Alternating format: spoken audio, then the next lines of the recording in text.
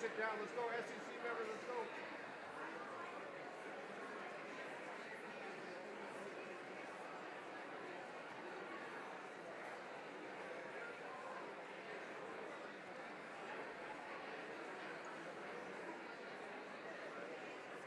Okay, I'll give you the thumbs up whenever. Just that one of the things. So. Maybe you share with it.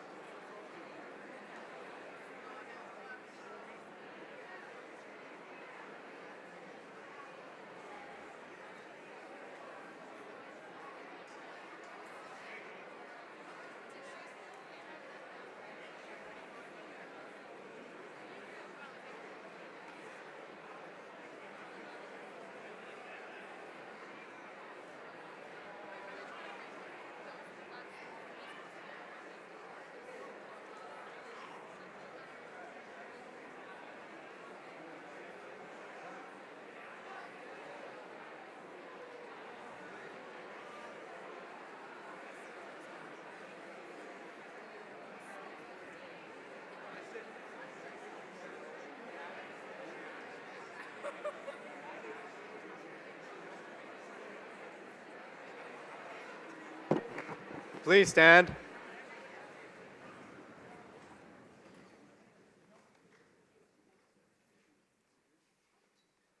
You may be seated.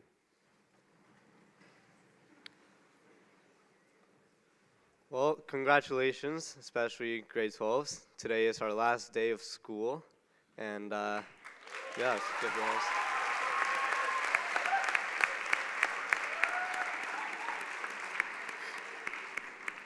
Keep in mind, however, that doesn't mean that we're done, right? We still have a few days left, and we gotta get through exams. So, yes, grade 12s, that's you too.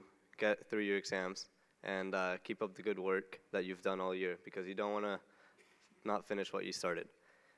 Now, today, this assembly is really about our 3 teachers sitting on stage today with us. And at Brentwood, we love our teachers. So, although we had Teacher Appreciation Day already, today is another Teacher Appreciation Day for all of them, but especially for these 3 individuals. I haven't been fortunate enough to have class with Mrs. Flynn or Mrs. Quinton, but I know that I've heard from other students how much they love them. And I have been lucky enough to learn about Lombardi time and Big Blue with Mr. Flynn.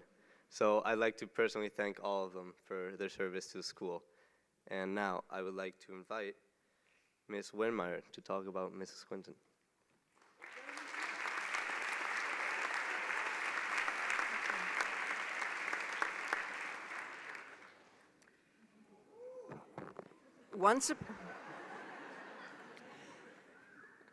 Yeah, that's you. Once upon a time, an immigrant from the wilds of Winterpeg, where she taught English and drama for 26 years, Susan Quinton arrived on campus in 2003, pixie-faced and all bubbly, ready to pick up the torch in acting from Keith Digby, the retiring director of arts. The very first chuckle that I heard from Susan came as a result of a big mistake. She had misunderstood the name of the theater. to be the guilty bunch, not the T. Gill bunch. And she came into the office hailing us all as the guilty bunches, a name she found most appropriate for the creative team. Not daunted, she laughed at her own mistake, and the play began. 14 years later, that's 13 plays with acting class and 11 main stage shows with the senior company, she's ready to retire with her husband Jeff to the wilds of Cobble Hill. Susan's put on many hats on this journey.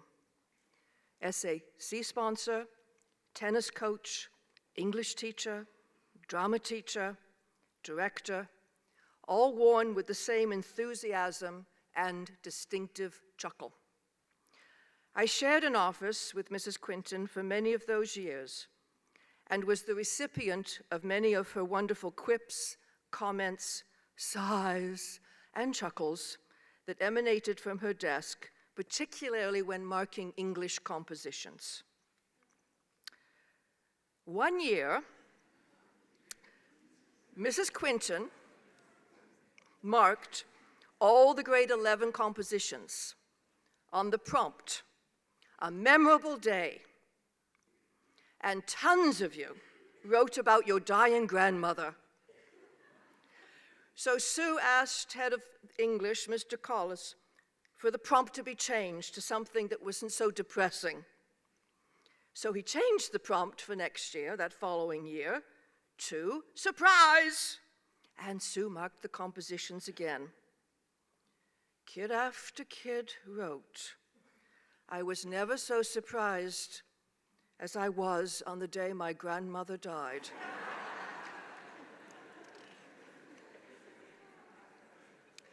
Mrs. Quinton adores tennis. Along with Mrs. Felix, she coached the recreation tennis players for many years under Franco and then with Mrs. McLean. She always showed patience with good humor, working with the beach club tennis players. She and Mrs. Felix did trips together, including Peru. And Mrs. Felix remembers that Sue was always ready to take on a challenge, whether hiking trails at full tilt at Machu Picchu by day, and then getting students to run through their lines for the school play by night. Mrs. Felix was never sure who had the more energy. But it is in the drama class and on the stage that Susan fulfills her true teaching passions. Nurturing, cajoling students to performance level involves hours and hours of time, patience, and playfulness. Student after student expressed to me that they wanted to thank her for her hard work, and particularly the cast of her final show, Picasso at Lapin Agile, hoped that they made her proud in her last production at Brentwood. One student expressed it this way: thank you so much for all the magic you created with this play and letting me be a part of it. I will treasure all my memories of working with you and this amazing cast as some of the funniest times in my senior year. Thanks for always being so funny, easygoing, inspiring, and sassy. I wish we could do it over again. On her Facebook, yes, I do read your Facebook page, she said she was feeling blissful in announcing her retirement. She states she had a fabulous 42 years with the most brilliant colleagues and students. Everyone she worked with inspired her to be a better teacher. She will miss the work, but look forward to the play. And there will be much more play in her retirement. Lots to chuckle about. Tennis, tennis, tennis. And theater attendance, tennis. And hopefully several Brentwood events that will become fixed engagements on her calendar. This week's annual Jane Austen Tea Party that she attended for the very first time this week being one. We wish her much joy and that she and her husband Jeff will have their playtime together.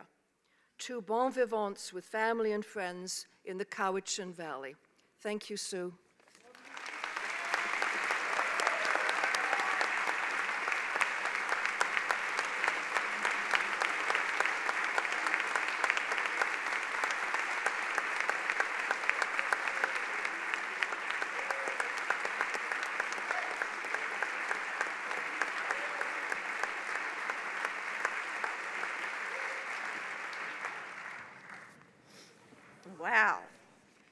Edna,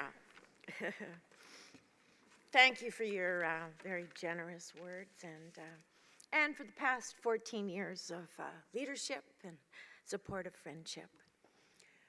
But parting is such sweet sorrow. Like Juliet to her Romeo, I feel the pain but the joy of saying goodbye. I'm sad about leaving a position which, as you just heard, has given me the opportunity to share my three loves: literature, tennis, and the theater.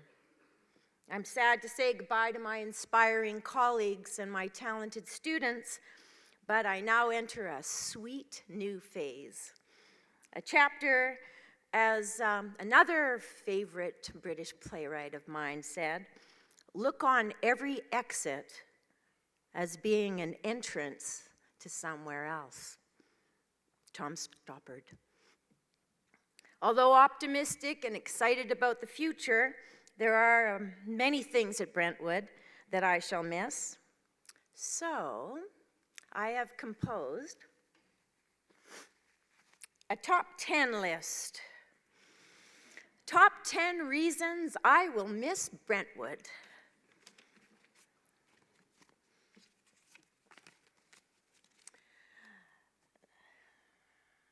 Number 10, the beautiful morning sunrises. Number 9, I will miss PJ.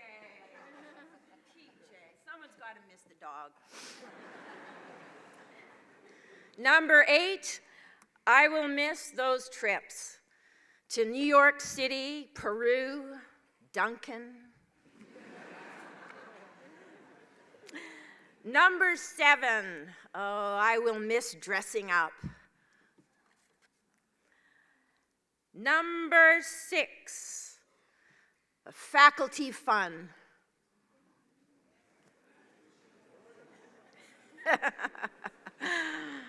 Yes, we had a few fun nights at Wilkuma Lodge. Number 5, duty nights at Privet House.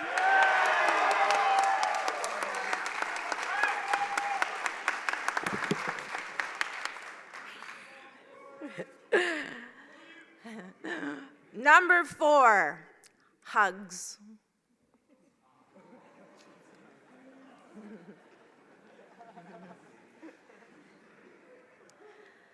Number 3, talented students.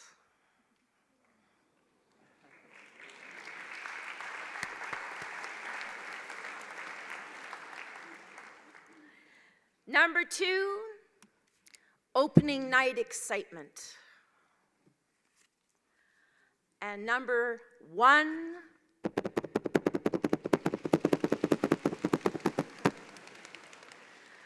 closing night magic.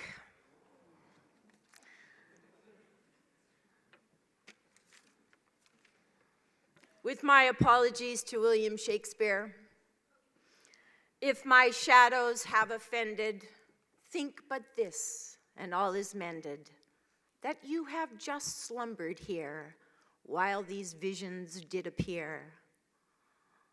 Give me your hands if we be friends, and Quinton will make amends.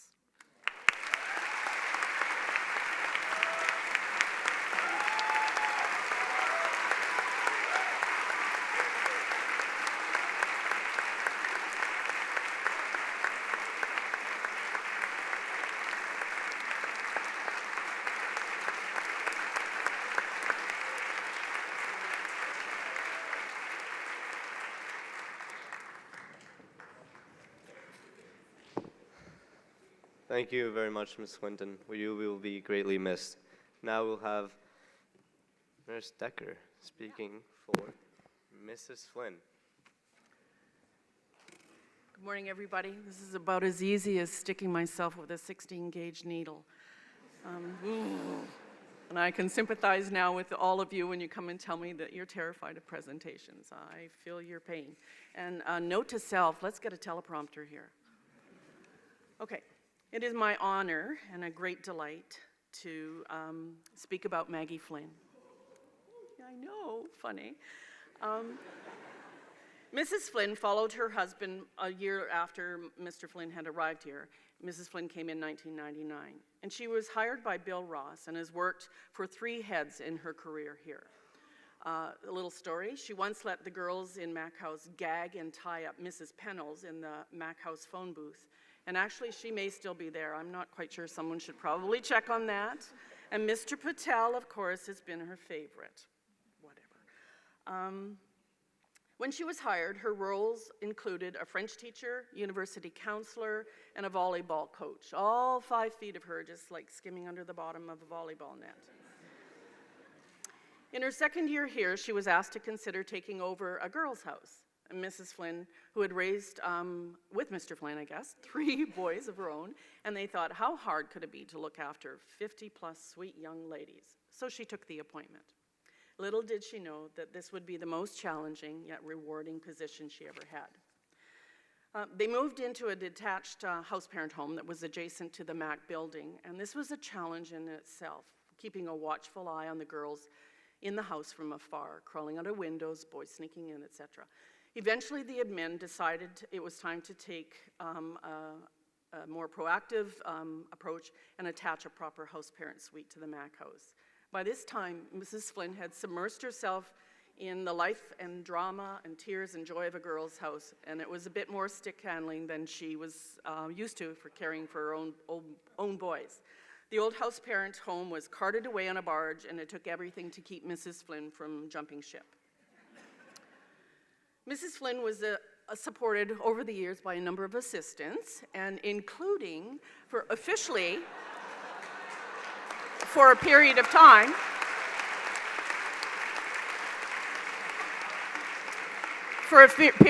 Mr. Flynn was also an official assistant of Mackenzie House, and he was as comfortable in his suit as he was in a tutu.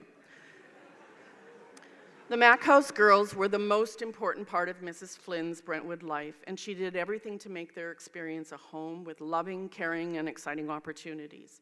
This was tempered by some firm, no-nonsense management, Maggie Flynn style. I heard her once say to a student, "Follow your passion, stay true to yourself, never follow anyone else's path. Unless, of course, you're in the woods and you're lost and you see a path, please, by all means, follow it." She sometimes would call me alarmed because things were going so well in the house. And I would tell her not to be frightened by that it wouldn't last long, and that was usually true. But Mrs. Flynn came to learn that the students that challenged her the most were the ones that needed her the most.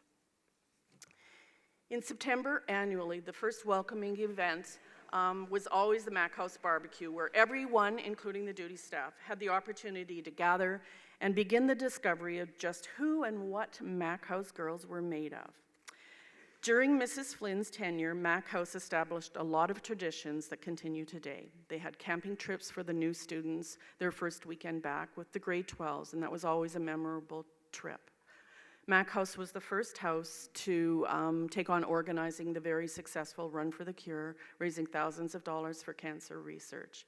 And they support at Christmas time an underprivileged local family with gifts, food, and all the trimmings. They also send teens to Camp Quanos every summer. Mrs. Flynn wanted to make sure her girlies understood the meaning of service and giving and to be grateful for what they had.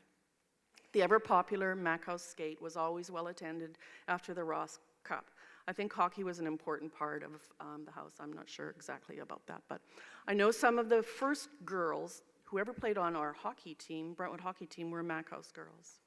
Mr. and Mrs. Flynn were staff sponsors of the Silver Star ski trip for years, and Mrs. Flynn also supported the Brentwood community by accompanying many, usually rugby, trips to France, Wales, Argentina, and hockey in the East.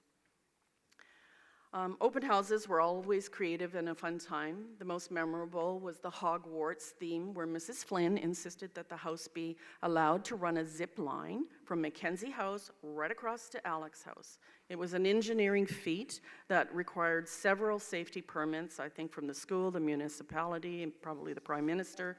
It was great fun.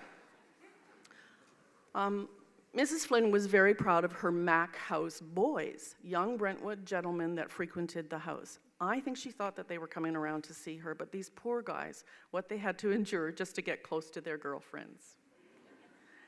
The thing that I know Mrs. Flynn is most proud of is her legacy of connection with her girls in Mac House. They have been meaningful and long-standing relationships, and she is included in many of their life events. Mrs. Flynn also, in 2002, was asked to develop the school's official Learning Center program, formerly known as KEY. Mrs. Flynn is a certified resource specialist, so she brought considerable skill and knowledge developing the program into what it is today. And many of her former students will tell you that their success in university and their respective careers can be attributed to the special relationship Mrs. Flynn has had with them, walking them, well, when she could, through some very challenging learning style issues, eventually to be celebrated with great successes. She never let them doubt for a minute that they were anything but capable.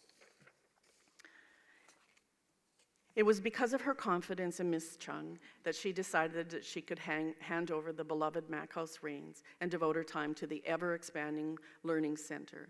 And although she was no longer a house parent, I know Miss Chung appreciates Flynn's advice and support.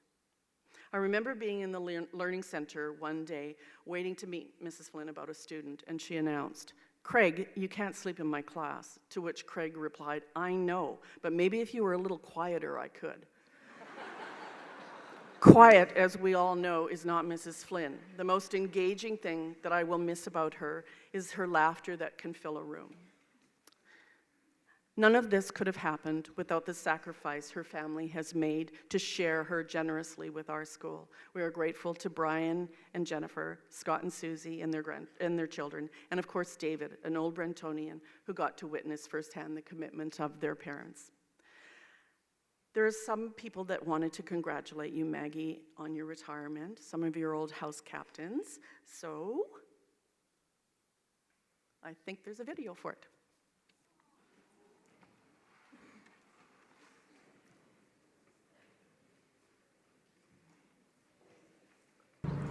Hi Mrs. Flynn, Rosie here. Gosh, I can't believe it's been 10 years since I left Brentwood. Some of my fondest memories are still of just hanging out with you and Mr. Flynn in the Mac common room with all the other Mac girls. Gosh, I can't thank you enough for how much support you gave me while I was there. I wouldn't be where I was, honestly, without that support that I got, so thank you so much. I know you're going to be sorely missed in the Brentwood community, but I wish you and Mr. Flynn luck in your retirement, and hopefully I'll get to see you soon. Lots of love. Bye. Hello, Mrs. Flynn. So rumor has spread all the way to Scotland that you are in fact retiring. So first of all, I just wanted to send a huge congratulations your way. And second of all, I wanted to send another thank you. So it has been 11 years since I started off in Mac House as a petrified grade 8 student, not knowing what boarding school would bring. 6 years ago, I finished off my year as Mac House captain and graduated from Brentwood. So for 5 years, you were my mum away from home, and you filled that role unconditionally through all the phases I went through in high school, and helped me become the person I was on graduation, and helped me become the person I am today. So thank you so much for being the one there to do all the little things that, for example, my parents weren't there to do. Mrs. Flynn, I miss you terribly. I am so happy that I had 5 years with you. I'm so sad that I haven't seen you in so long, but I'm glad to know that you're finally getting a chance to relax a wee bit. So congratulations, Mrs. Flynn. Miss you. Bonjour, madame. First and foremost, I just wanted to say congratulations on your and the Mister's retirement. There's no one more deserving of some downtime than you two, especially with the legacy you're both leaving behind at the school. Mrs. Flynn, I have always admired your grace, your resilience, your patience, and your ability to handle the toughest of situations. You are so empathetic, and there's no one who cares more about the students than you, especially when it comes to taking care of us Mac girls. When Sarah was moving into Brentwood, which is almost 7 years ago, not 2, if you can believe it, you spoke so passionately about the house, its structure of leadership, the love curated within it, and I remember you reassuring the parents that the decision they made to send their kids so far away from home was the best one, because they would be safe with forever friends and sisters in Mac House. That was the moment I knew I wanted to have what it took to be a Mac girl, and when I got to Mac House, you inspired me to become the most genuine version of myself that I could be. I've considered you a part of my family since that day. Thank you for being a mentor to everybody, a second mother, and more importantly, a good friend. T'es génial. You will be missed. Au revoir, and I love you so much. Mwah. Hi, Mike and Maggie. I cannot believe it's been 15 years since we were housemates. And I can't believe it's been 15 years since Mr. Flynn, in particular, walked into a vat of raging adolescent hormones of the female variety, where there is no good time of the month, and he came out of it a huge softie, tucking grade 8s into bed when they were homesick and having chats with their grade 11s. I mean, who would have thunk it? But you've both grown a lot, and it's been really exciting to watch you from afar, albeit, but watch you totally immersed in this role. Anyways, congrats again, and onwards and upwards. Hi, Madame. Congratulations on your retirement.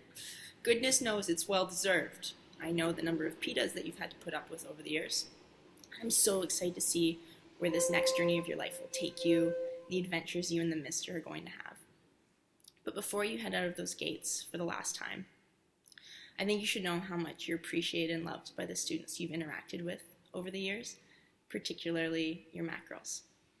So I know I'm not alone when I say thank you. Thank you for being our mother when our kilts were rolled a little too high, when we maybe needed a de-stressing day in the health center, and when we needed a little extra push, some fire under our bellies, or even a shoulder to lean on. Words cannot express how much your huge heart, your compassion, and your never-ending support mean to your girls, especially after we've left the Brentwood bubble. I love you infinitely, and I wish you all the very best in your next adventure.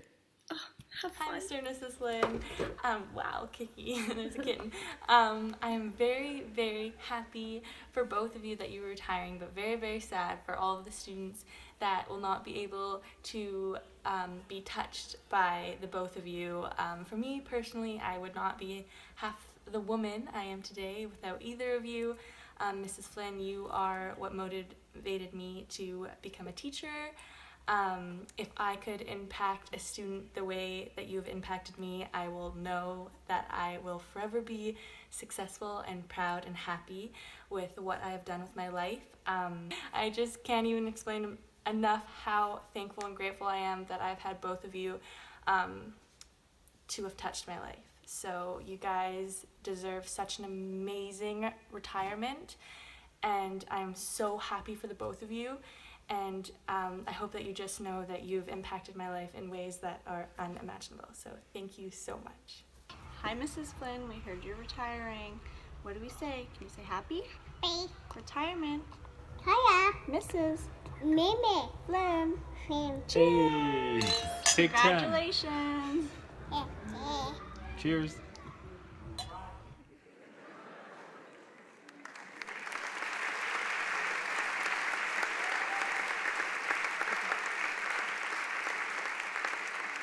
So now it's time to say goodbye to Mrs. Flynn, and we're wishing her the very best in her retirement, rest and relaxation, and time with her friends. Thank you, Mrs. Flynn.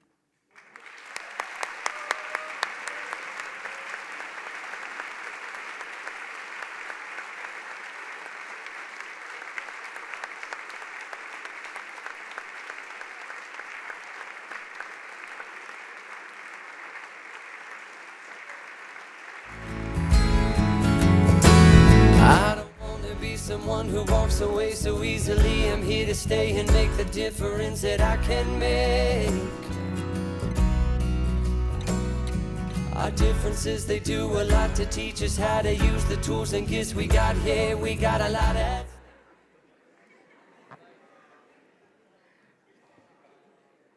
Okay, wow.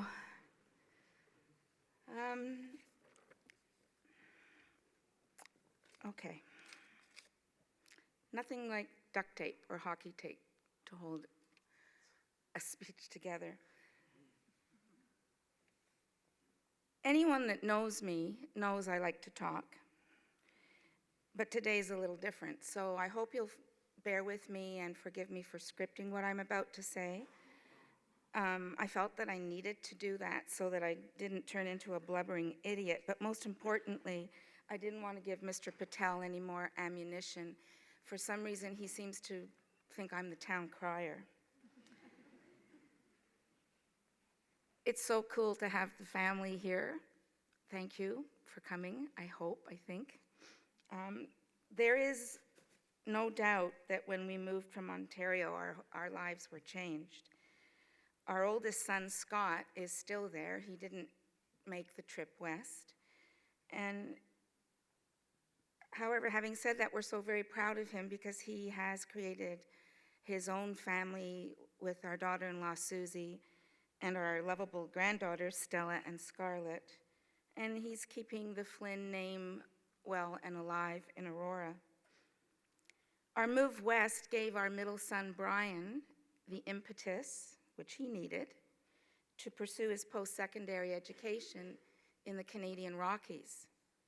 Thank goodness, because there he met Jen, another amazing daughter-in-law, and together they have given Mike and I two kooky, lovable grandsons, Rowan and Jack. Not to be outdone, our youngest son, David, who lives in Victoria, has the unique pleasure of being the only male Brentwood student who actually lived in Mackenzie House. So there are pictures to prove it. Think of the perks to that.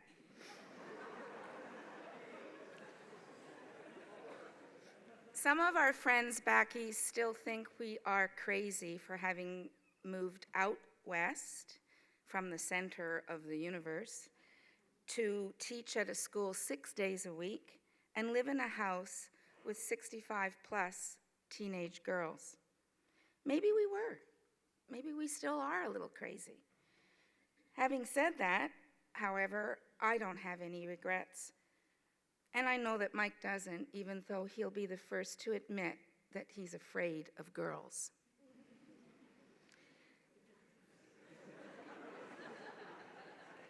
I'm going to, with the Mac girls' blessing, I hope, although I didn't ask for it, steal some wisdom and paraphrase from the Mackenzie House song, I Won't Give Up by Jason Mraz.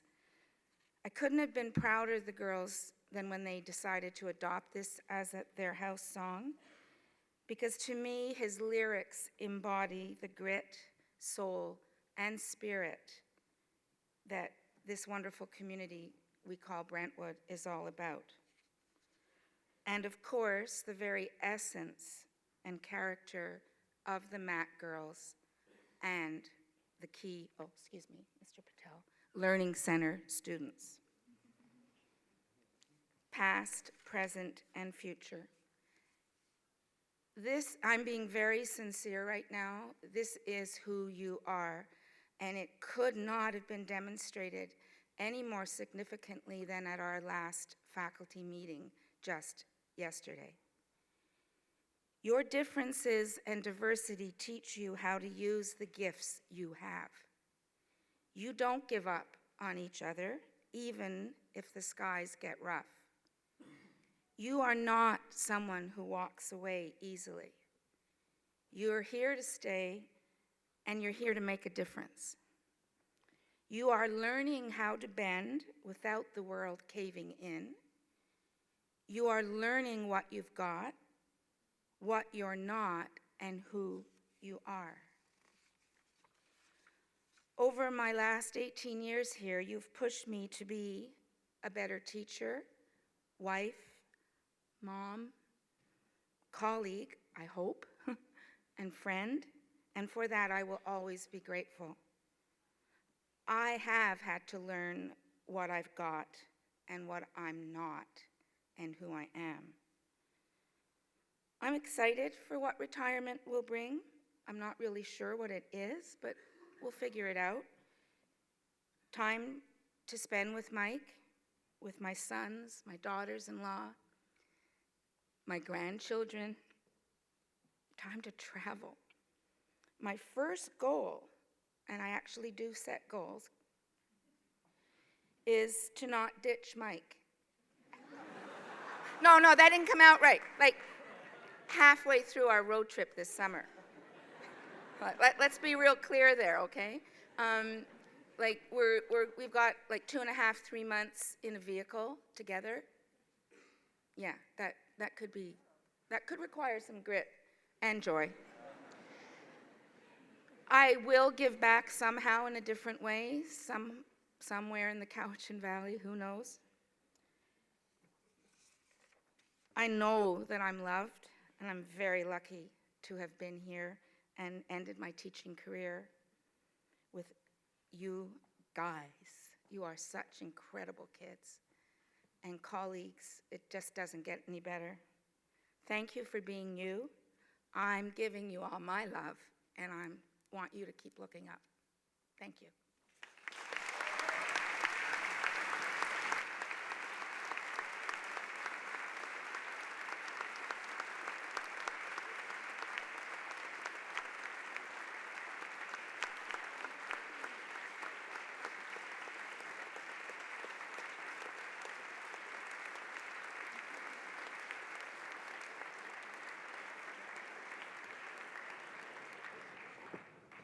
Thank you very much, Mrs. Flynn. As you can see, you will also be missed greatly. And now, last but not least, we have Mr. Gage speaking about Mr. Flynn.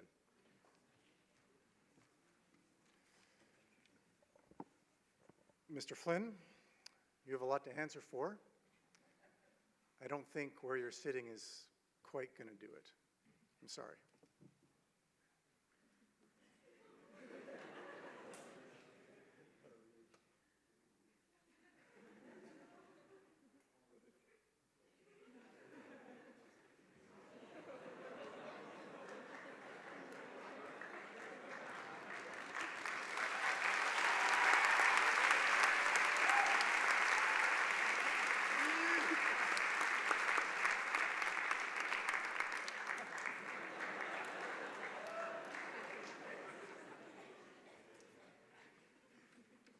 Initially, he wanted to stand, but given his age, I thought this was more appropriate. So, ladies and gentlemen, I'm here to speak a little bit about Mr. Flynn today and his time or his performance at Brentwood. There have definitely been some interesting moments, but unfortunately, we don't have the time, according to Mr. Patel, to truly appreciate them all. So we will do our best to try and focus on the man and what he has done.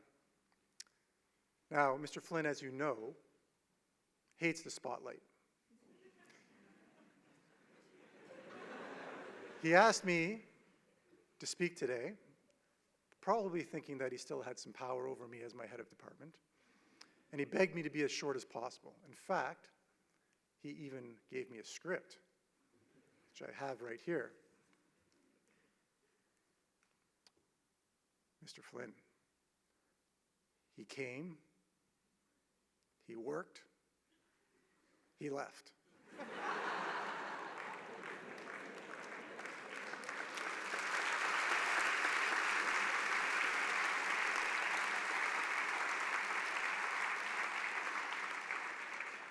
So I've read his speech now, partly because I promised him I would, and partly because it does in fact say something about Mike.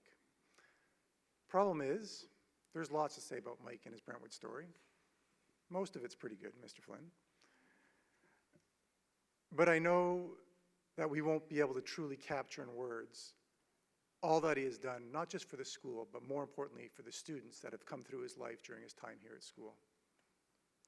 So now he's going to make one last sacrifice for us and allow us to acknowledge just how amazing he has been for this place. And to do that, unfortunately, Mr. Flynn, will require you to sit there for the next 4 minutes in the spotlight. Where do I start? Well, I suppose I can start at the beginning of his Brentwood career at least. Yes, there actually was life before Brentwood for Mr. Flynn. And as you will see, we have changed him some.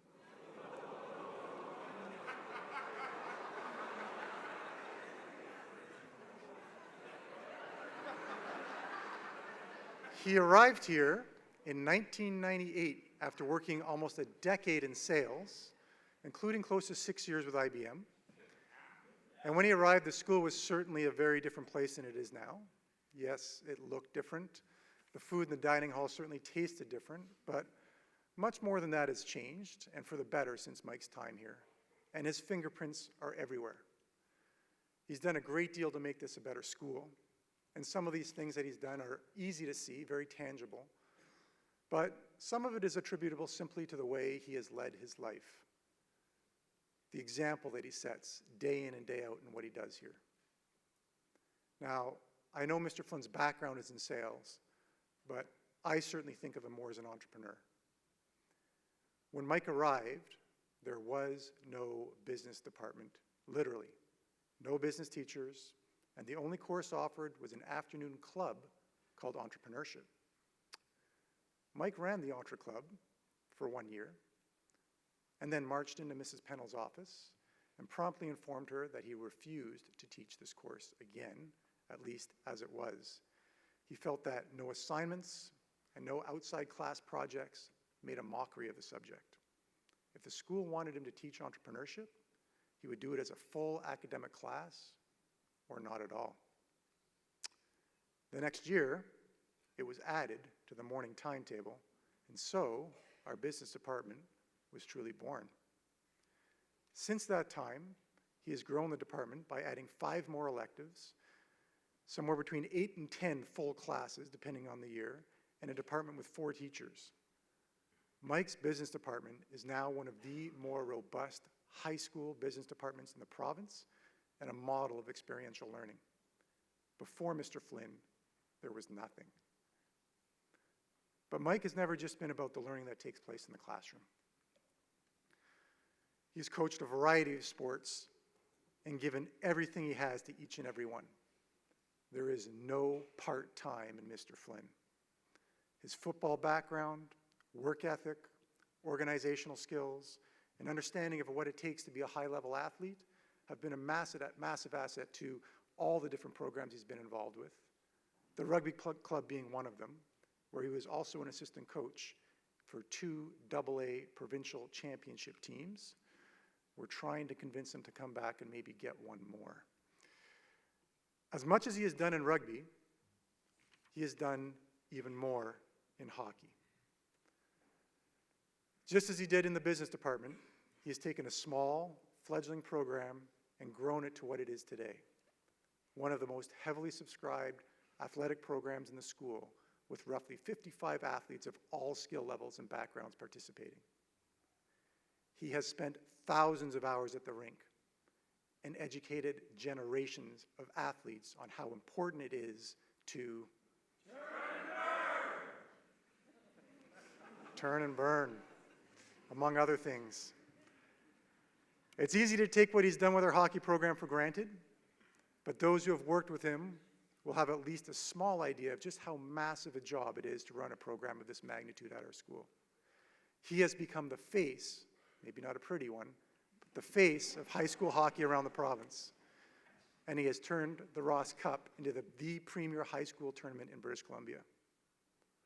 Now, this is all impressive, but in addition to all of this, perhaps most impressive of all, as you've heard a little bit from Ms. Decker already, Mr. Flynn lived in, or maybe I should say survived, a residence of roughly 50 teenage girls for over 10 years in Mackenzie House, where he supported Maggie and was more or less the house dad to more than 500 girls who moved through MAC during their tenure. So, I've told you a fair bit about some of the things that Mike has done, and they are impressive to say the least, but we still have not truly captured Mike. What do we think of when we say Mr. Flynn? As a guy who teaches marketing, you will know Mr. Flynn is big into branding. And I think if he had his way, he would probably want people to think of him as a scary pit bull. There's no question he can have a gruff and sometimes intimidating exterior, or at least he tries to. He likes to bark. He's powerfully built and clearly a fierce competitor. He never gives up and challenges his students and athletes to demonstrate similar tenacity and resolve. A terrifying pit bull. Not bad. I know Mike might like that, except I don't think too many of us would agree.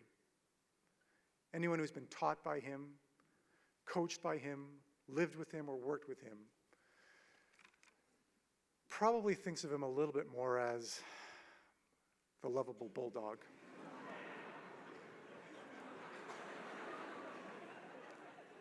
Still short and powerful, and perhaps can look a little intimidating in the right setting, but he is also doggedly loyal and incredibly caring. The bulldog is definitely more of a family dog, and I know Maggie can confirm that, just like the bulldog, Mike is known to be a bit slobbery on occasion.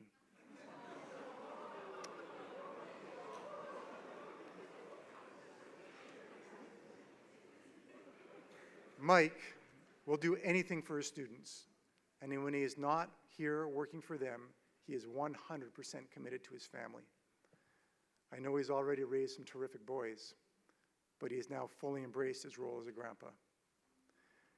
He clearly plays many different roles in many different lives, but this guy takes pride in doing his best in all of them.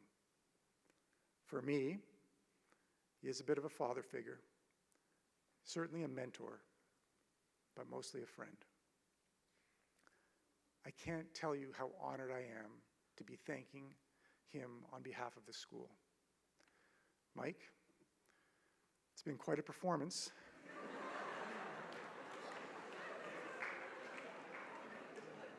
We are going to miss you and Maggie like crazy, but I know that you are going to love this new stage in your life.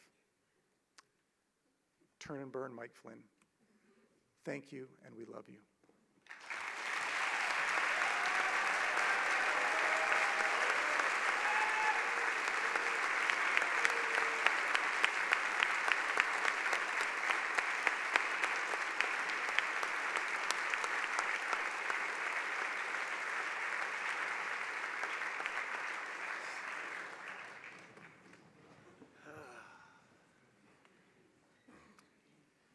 Okay, I do have written here, thank you, Blake, but I'm not sure I mean it anymore.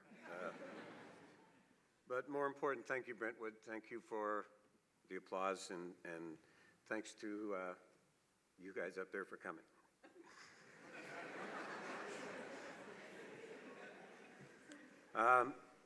When we announced that we were leaving Brentwood, and Mr. Patel decided to start saying these things would be taking place in that,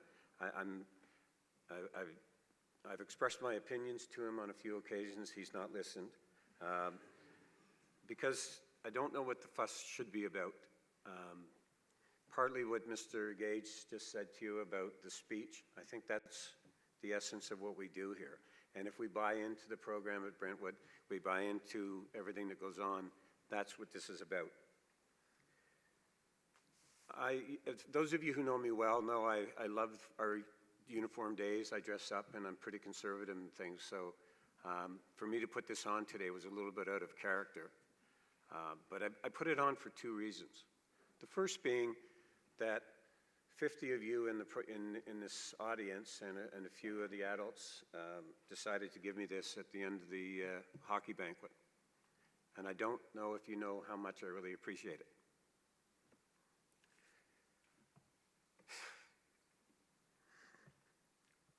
The second reason I wore it is because I want to talk to you as a school about what's important to me and why I don't like being here.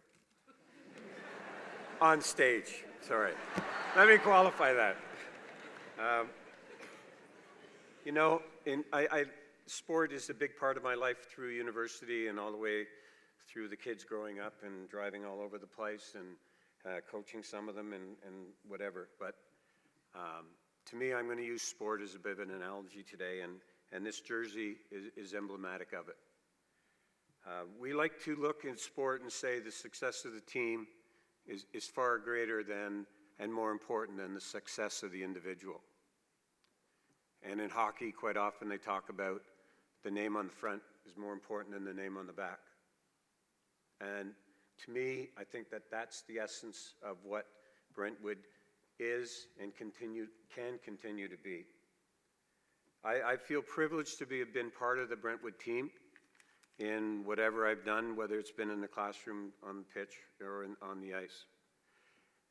Within the school, we all have a role to play, from Mr. Patel to the nurses to the rest of the administrative team, to the groundskeepers, to everybody, to the people in the dining hall.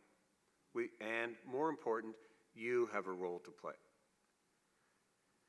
When we play our roles well, and I express well, we all benefit.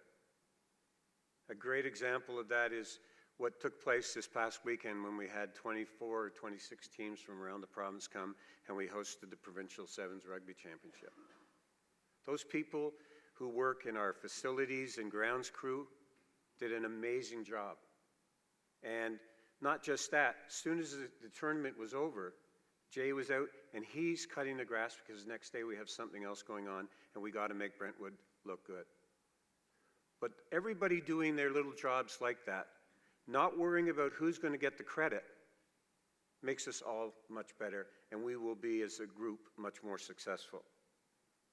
We had a guest speaker come into entrepreneurship a number of years ago, Warren Miller of ski fame and the ski movies, and he talked about that, and that was a major theme of his presentation to the entrepreneurship classes. If we don't care who gets the credit, it's amazing what we can do. And I thought I was living that, but after he said it, it became even that much more important. I know we're really late, but I do want to thank you and talk to you a bit about why I'm thankful for being a part of the Brentwood team. You've given me rewards that from working and learning, and I stress the word learning there, with a great student body and staff. Every day I learn something. Whether it's a girl from Mackenzie House who's gone on to university and studied business or whatever, who taught me more about Milton Friedman than I ever thought possible. Or if it's when I had started coaching the mice, my first coaching job with Mr. Cowie, and I could teach people to tackle, but much more than that, I had to learn a lot from people like Mr. Cowie and other people in the program.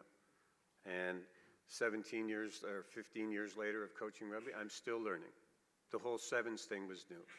So from the students who taught me, who teach me things every day, and the staff, thank you very much. We also get rewards from integrating or for having interactions with students from all over the world. We are so lucky at this school. From all the different continents that come in, what we're doing now in the dining hall with all of the different dinners and the cultures, and we learn more about each other, and it makes it a great place. The friendship and respect that we've grown up are rewards that I see every day, whether it's in the classroom, on the ice, on the pitch. Respect for our opponents, but respect for one another in the groups, and that's something that we don't always see everywhere, because it happens in good times and in bad. Some of the rewards that I've got, that I've received, is being able to travel with a great number of students over the last 15 or 16 years. We've been all across the country. We've been skiing in Okanagan. We've been to England, France, Wales, South America, and sometimes it's not always good. Sometimes people like Denver breaks the collarbone in the first play of the first game in the first week we're in Argentina and dealing with people in different languages and medical things. It was a challenge, but we all worked through those, and it turned out to be a great experience for everybody. The last thing, the rewards we get is, as staff, and I've really been amazed by this, is when you leave here and you go out and you are successful, we thoroughly enjoy it. And if we've had some impact on it, then that's great. And that's what I think education is really about. So I've been lucky to had the opportunity to be part of the Brentwood Mosaic. It is my hope that I will be remembered as somebody who showed up, worked hard, was fair, and cared, and did his part to make our school all that it could be. Thank you very, very much. I will miss you.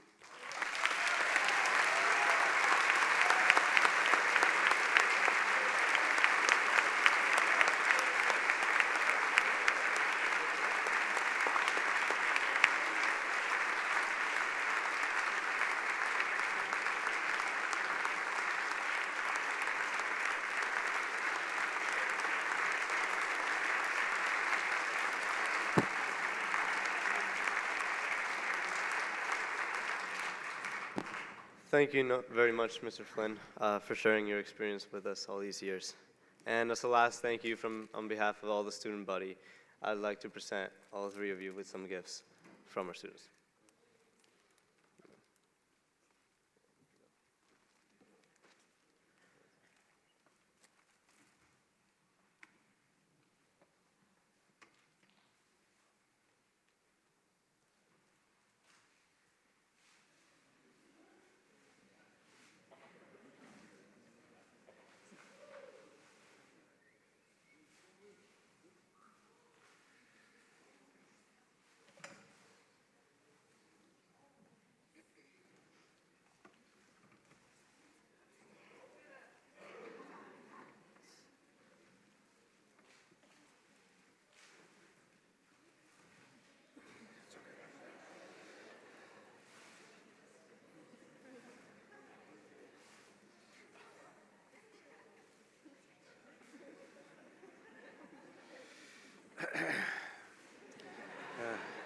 Taking a bit of time here, Mr. Flynn.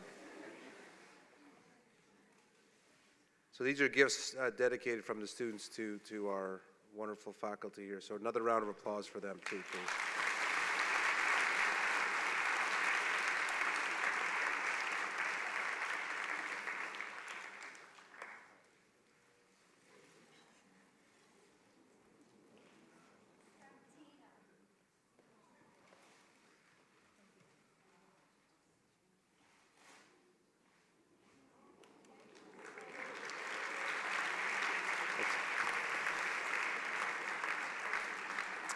So you could see, from the three recipients of the honor today, that schools are not based on beautiful campuses and amazing buildings. They're based on people. And the biggest compliment I can give to anyone that comes through our school as an adult is that they've made our school a better place when they leave. These three have done that. When I saw the Concert for a Summer's Eve on Friday evening, I was thinking about these three, and it's their last concert that they would be able to see. And one particular act inspired me because these three have lifted us up. I'm going to ask Andrew Will to perform Raise Me Up as we leave this assembly. Andrew.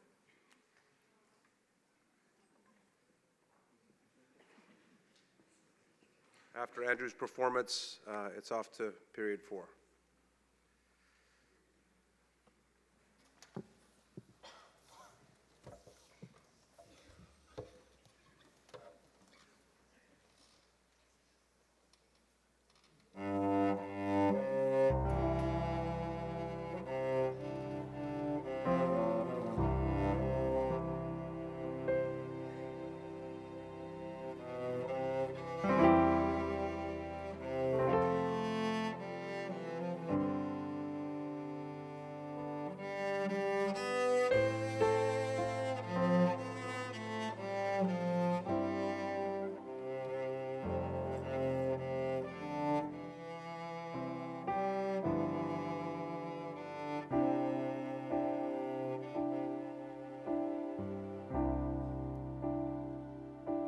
when I am down and oh my soul so weary, when trouble comes and my heart burdened be, then I am still and wait here in the silence until you come and sit a while with me.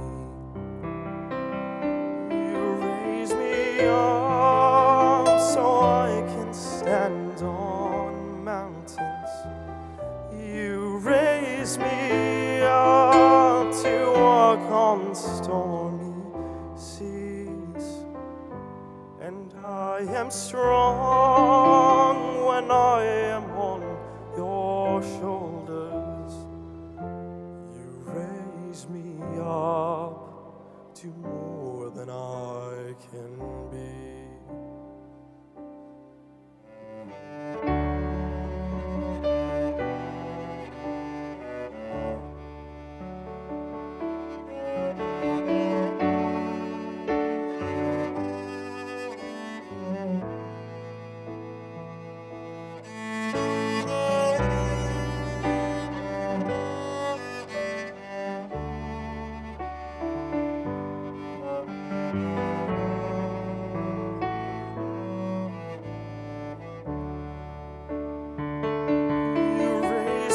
Up so I can stand on mountains. You raise me up to walk on stormy seas.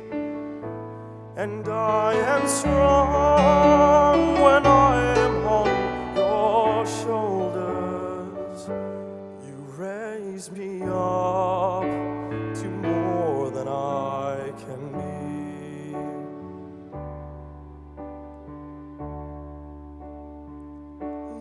Raise me up so I can stand on mountains. You raise me up to walk on stormy seas. And I am strong when I am on your shoulders. You raise me up to more than I can raise me up so I can stand on mountains. You raise me up to walk on stormy seas. And I am strong when I am on your shoulders. You raise me up to more than I can be.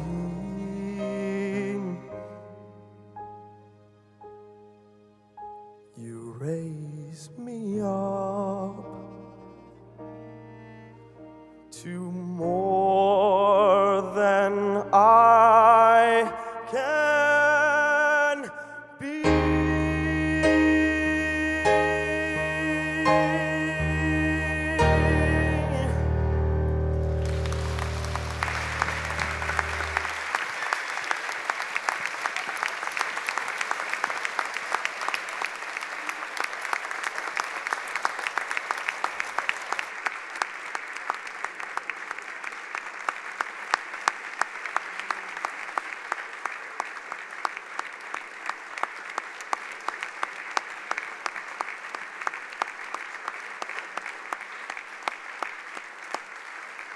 Thank you, Mr. News, Maria, and Andrew as well. Thank you again to the three of you for honoring us with your presence today and your families as well. Off to period 4. Thank you.